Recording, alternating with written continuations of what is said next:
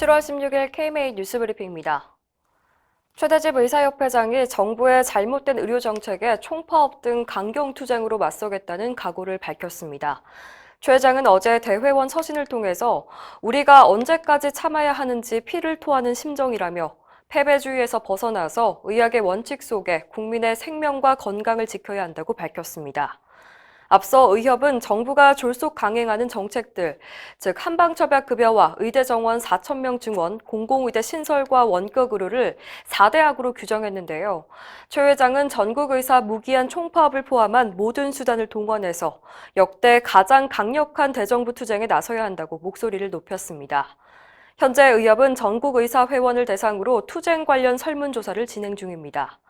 이 설문 결과를 토대로 구체적인 투쟁 로드맵이 수립될 전망입니다. 정부가 강행하는 원격 의료에 대해서 여당에서도 우려의 목소리가 나왔습니다. 어제 열린 보건복지위원회 전체 회의에서 더불어민주당 김성주 의원은 비대면 진료를 원격 의료로 악용한 사례를 공개했습니다.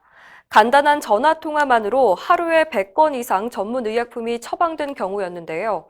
김 의원은 우려했던 악용 사례라며 환자 유인 행위로 처방 전 장사를 했다고 비판했습니다. 같은 당 최종윤 의원은 원격 의료 도입에 앞서 의료계와 충분한 협의를 거치라고 주문했습니다. 최 의원은 비대면 진료는 결국 원격 의료 확대로 귀결될 것 같다며 사회적 합의를 위한 태스크포스를 구성해서 의협 등 이해 당사자와 협의해야 한다고 강조했습니다. 회의에 참석한 박능우 보건복지부 장관은 원칙은 대면 진료이고 비대면 진료는 보완책으로 활용한다는 입장을 밝혔습니다. 이날 보건복지위 전체 회의에선 의대 정원 확대 문제도 거론됐습니다. 더불어민주당 신현영 의원은 우리나라 의사 수가 적정한가에 대한 논의는 저출산 고령화 시대를 맞아서 중장기적으로 체계적인 근거를 가지고 수립돼야 한다고 지적했습니다. 단순히 의사 수를 늘리자 또는 동결하자는 주장에 앞서 우리나라 보건의료 체계에 미칠 영향에 대해서 충분히 고민해야 한다는 겁니다. 특히 의사 인력 문제는 지역별 불균형, 전문 과목별 편중 문제도 함께 고려해야 한다며 의사 인력 추계부터 정확히 해야 한다고 강조했습니다. 정부의 코로나19 대응 방식을 질타하는 목소리도 이날 회의에서 많이 나왔습니다. 미래통합당 강기훈 의원은 대한의사협회가 6차례에 걸쳐서 해외 유입원 차단을 요구했지만 묵살했다며 보건당국의 안일한 대처가 지금의 상황을 만들었다고 지적했습니다. 해외 입국자에 대한 검사가 제대로 이뤄지지 않고 있다는 지적도 나왔습니다. 미래통합당 백종원 의원에 따르면 6월 한 달 동안 입국자 11만 8천여 명 중 약 2,500명은 코로나19 검사를 받지 않았습니다. 백 의원은 어딘가 방역의 구멍이 뚫려 있다며 해외 유입자의 증가로 깜깜이 환자가 늘고 있다고 우려했습니다.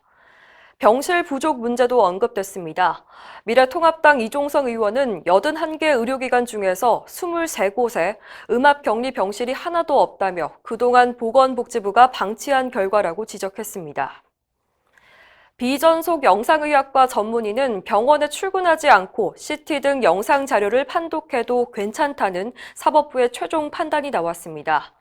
그동안 보건복지부와 건강보험공단은 비전속이라도 최소 주 1회 이상은 병원에 근무해야 한다는 내부 지침을 근거로 이를 위반한 의료기관의 업무 정지와 환수 처분을 내렸습니다.